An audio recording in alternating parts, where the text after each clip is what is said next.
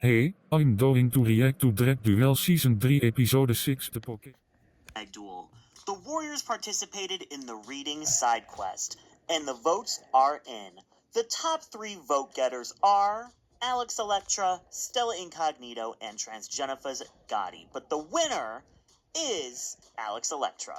Our final 10 were put into pairs and had to create comedy podcast pilots. Tensions continued to rise as the Warriors were asked who should go home and why. Stella Incognito's name came up the most, but the cast was gagged when she and Neon were the tops. But it was Smokey Carmichael who took home the win, angering her partner Transgenifa. In the end, it was a king versus king drag duel to the death, and Heavy Cream sent home our heartthrob monster, Robert Band. Joining our main judges, Hydra and Don will be on screen during their runway presentations, and make sure to tip these warriors. Evie's telling you to do it, so you gotta do it. Support our cast and all of the hard work that went into making these looks. Now, enough lurking in the shadow. Grab your Pokeballs. Keep a lookout for the elusive dragon type. And let's get into this magical runway presentation. What's my type? I like them big, juicy, and wet, of course. Straight from the water, serving you Siren of the Sea. I created everything you see from headpiece to shoe cover, serving on the dock of the bay.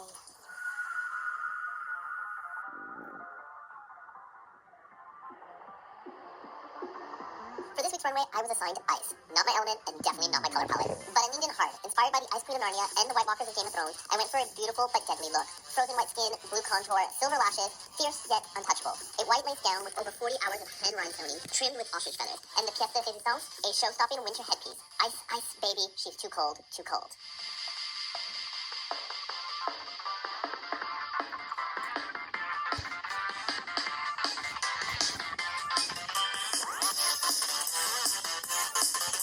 She was a fairy, a Pokemon fairy. For What's Your Type, I was assigned a fairy type. This look is something I made myself and is my favorite outfit I own. To make this, I cut a front and back panel and garmented them together. It's hand painted, and for the fairy wings on my face and hands, I used paper. I also styled the wig and stoned the fart out of everything. So proud of this look, and so honored I get to share it with y'all.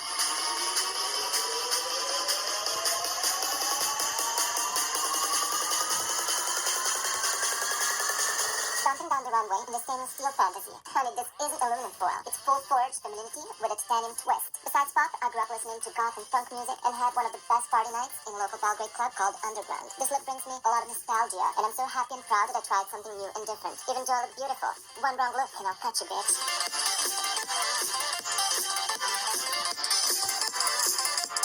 I made this look to represent normal, as in regular and formal, and styled it after Richard Queen, ragdolls, and feminine features dresses. Women are often forced into normality, conformity at all costs. This imitation of normal becomes unnatural and honestly kind of creepy, since your ritual is supposed to raise your identity to fit in. Hashtag Trellbart, hashtag Beige Mom, hashtag 50s nostalgia.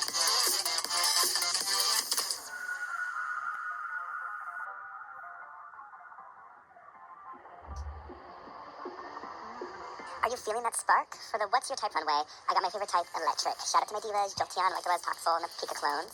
I want to embrace my favorite color, yellow, and combine the sharpness, edginess, and cuntiness of the electric type.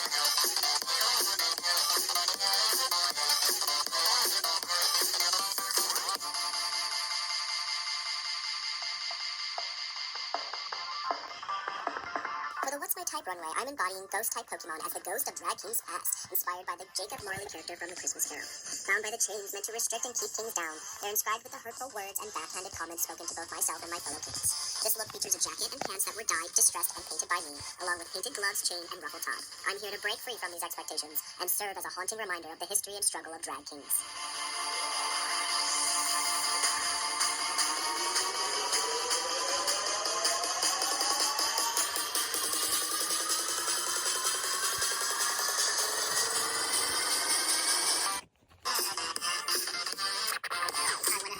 Bug. I'm doing this whimsical pink and green fairy with like different hints. On the wings, you see like these little chrysalis eggs, you want to say, and then on the head, I have this entire butterfly wing coming around my face. And overall, I just feel like this big pink, I don't know, this big pink insect, and I just feel like I look so cute.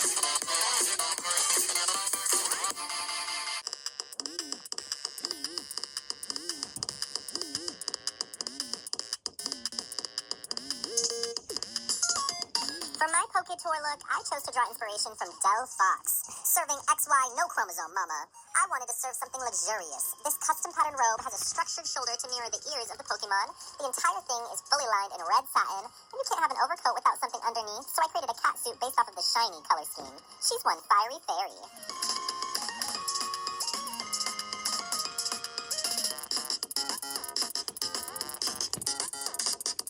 For my Pokemon-inspired look, I had to go back to the original 151. Electric type has always been my favorite, and when I saw Electabuzz's yellow and black color scheme, I knew that's so neo-noir. I took cues from Jeremy Scott, bold, graphic, and unapologetic, and turned Electabuzz from cosplay into fashion. I made the Thunderbolt necklace out of cardboard and rhinestones for that extra jolt of drama. The makeup was inspired by Electabuzz's evolved form. It's giving grunge, glam, and Pokemon couture. This is childhood nostalgia charged up to 10,000 volts.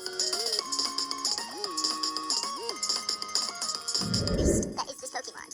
I chose Dialga because it is my husband.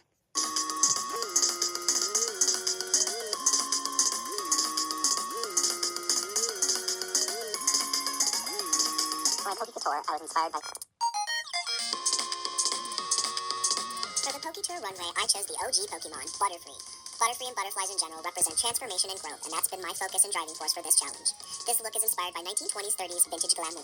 The handmade eggplant jacket is completely rhinestoned and lined with satin, accompanied by lilac satin pants trimmed with ostrich feathers. The headpiece features 2 large feathers as my antenna, and I'm bringing the drama with these chiffon wings accented with black ruffle and velvet trim.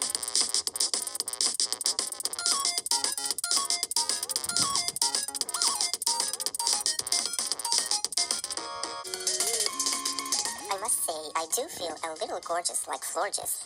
This piece is constructed beautifully.